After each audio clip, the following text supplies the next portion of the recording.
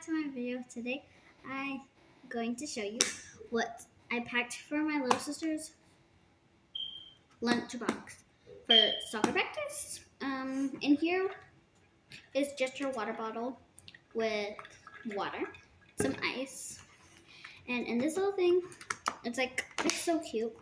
My mom got it on Amazon. What's the brand? I don't really know how to say it. But it has these little containers, and this one, we have 2 little cookies, Oreos.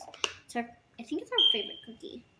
And then in this one, we have some oranges, so she can have something healthy. I finished myself. Okay, and then in this big thing, we have a little peanut butter sandwich with it's cut out like a star because I wanted to make it fun because it's her birthday. And I gave her this little drink. It's called Yakult. You guys should try it if you have never had it because they're so good. I can eat a million of them. Well, not a million. I'm being over dramatic, but you get what I mean. But anyways, that's what I packed for her lunchbox. And yeah, bye guys. Make sure to subscribe, like, and post on the notification bell so you never miss one of my videos.